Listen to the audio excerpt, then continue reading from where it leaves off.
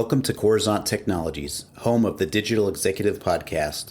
Welcome to the Digital Executive. Today's guest is Amir Berenjian. Amir Berenjian is the co-founder of REM5, a vertically integrated immersive technology company focused on using virtual reality to impact positive change and social good. Opened in 2017, REM5 operates an 8,000 square foot facility in Minneapolis, Minnesota that is equipped with the latest in VR technology and hosts over 10,000 guests a year. REM5 for Good has facilitated VR-based education and training for K-12 schools and for diversity, equity, and inclusion at national and multinational companies. Amir is the lead designer of Steps of Privilege VR, an interactive VR experience that provides a safe space for users to explore and reflect on the nuances of their own privilege. Prior to founding REM5, he spent 12 plus years in investment banking and corporate finance. Amir is a 2020 Oculus Launchpad Fellow. Well, good afternoon, Amir. Welcome to the show. Thanks, Brian. Excited to chat with you here today. Absolutely. And I'm just as thrilled as you can tell. And again, I mention this all the time, and I'm sure the audience is tired of hearing it. But again, my favorite part of the day is jumping on a podcast.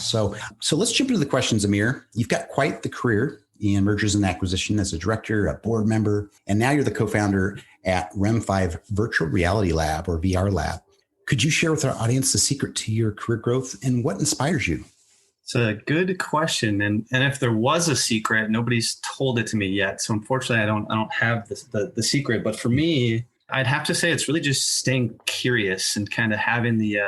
I'm fortunate to have two toddlers now, and I'm starting to get the question of why 150 times a day. And as I reflect on kind of my career, that's kind of how I've always operated. Starting in investment banking, where at business school, you read about businesses in textbooks, and then day one, you're actually in board meetings with real businesses, trying to understand how they really drive value in the real world outside of academia. And so just asking that question of why and being curious and really having some profound moments where, I worked with a company called Core Power Yoga. That's a pretty flashy company and sold them back in 2012 or 13, all the way to working with a metal stamping company that you think might not be that interesting or exciting. And once you get in behind the doors and start asking why, you start to realize that there's some really, really fascinating aspects to companies that maybe aren't as flashy or glitzy as others. And I think just staying curious has kind of driven me to where I am today. And then lastly, I'd say it's cliche. You probably hear it from everybody you talk to, but there's no shortcuts to hard work.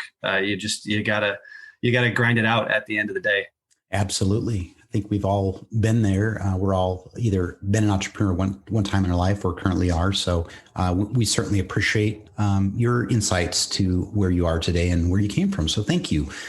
And Amir, let's talk about this pandemic. We briefly talked about it before we jumped on the podcast, but we see some light at the end of the tunnel, but we're still kind of reeling economically from this, right? So we've had to make these pivots and shifts. Could you share with us what you're doing to help your organization stay relevant in this economy? Yeah, definitely. At the end of the day, the pandemic has been terrible. Obviously not supportive of a pandemic, but it has really accelerated the adoption of technology across business verticals. And that's no different for immersive technology. And our business model was really built around making high-end VR accessible to the masses. So if you think about schools that could be using VR for K-12 education, or companies that could be using VR for training, they don't have the VR hardware, they don't have the software, and they don't know how to use it yet. So we really were built around providing a full turnkey VR as a service solution. When the pandemic hit, it was really challenging for us to literally put VR headsets on individuals, which is where we really thrived pre-pandemic.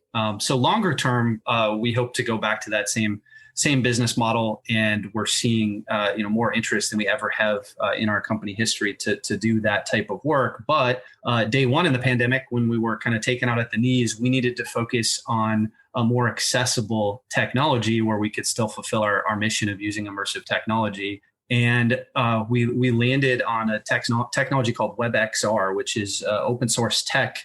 Think of basically a web page, but being three-dimensional and allowing for social interaction. And so we took a real hard look at that tech. There's some trade-offs in terms of what you can do from a compute power standpoint, but the accessibility is exponentially higher than a VR headset because you can access it across platforms. So you can use it on a desktop, You can use it on a mobile device, and you can also use it in a VR headset. So we started building spaces for our clients. One example of that is we spend a lot of time in the cultural competence and emotional intelligence education arena, and we built a space called One City, Two Realities. That's a virtual exhibition space focusing on the racial inequities in this country and in Minneapolis in particular, where we're located.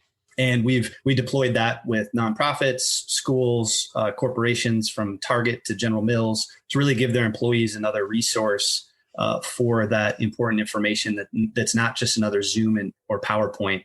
So that was exciting. And then the second big example of deploying that same technology is we worked with the Minnesota Twins and built one of the world's first pro sports exhibition spaces. We did a virtual Hall of Fame experience last month where they had over 6,000 fans from all over the country and world able to go and tour their totally virtual Hall of Fame experience right from the comfort of their home with just a desktop that the general public's been using for Zoom and PowerPoints. So that's been really exciting for us.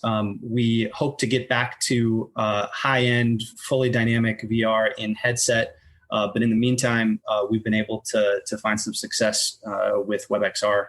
That's awesome. I appreciate some of the use cases you've had during the pandemic to really help not only, innovate as a company, but you're actually helping a lot of people in a time of need like this. So thank you, Amir. And Amir, let's jump into my favorite topic here. I'm a technologist by trade, and you're obviously leveraging some new and emerging technologies in your tech stack, right, around the VR space. But is there anything specific you might be able to share with our audience? Nothing too. I mean, there's no secrets in the immersive tech space. I think that we're built around kind of being XR tech agnostic. I mean, at the end of the day, we're trying to be user-centric and solve problems with immersive technology. When we hit the pandemic and we weren't able to use high-end VR at scale, we really leaned into this web technology. So the WebXR that I mentioned earlier, that's been where we've spent a lot of our time. And then also as a slight tangent, augmented reality is a tool that I think has a ways to go because there's some limitations to the hardware, but mobile AR right now is pretty exciting. And in particular, web AR, so web-based AR on your mobile device where you don't have to actually download an application. We've had a lot of fun deploying some web AR. Eighth Wall is a company that we've used their product that's been absolutely amazing to work with. And we've also done some other work with Spark AR, so the Facebook owned platform, and Jigspace is another piece of software we've used in the AR space. Great. Thank you for sharing that. I appreciate that. I know that's going to be helpful for a lot of our audience that is into this technology. So Amir, last question. A lot of people want to know a little bit more about you. Can you share something from your career experience that might be helpful for those looking to grow their career or transition their career in technology or entrepreneurship?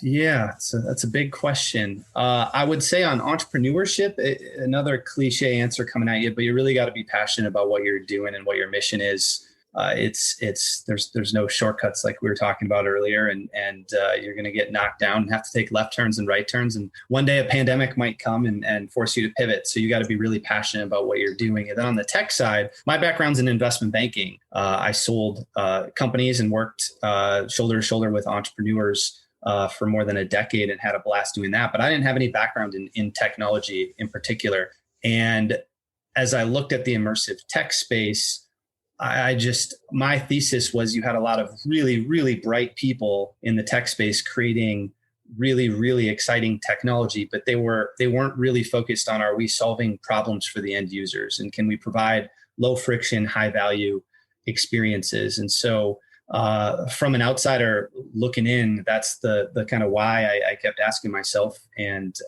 here we are today. I'm running a tech company. That's awesome. And there's a lot of guests on this show that have a similar experience of not just pivoting in the pandemic, but pivoting in their career altogether and make a complete 180. So I think that's not totally unique to you, but we certainly like your unique story for sure. And Amir, it was a pleasure having you on today, and I look forward to speaking with you real soon. Thanks, Brian. Appreciate the time. Bye for now.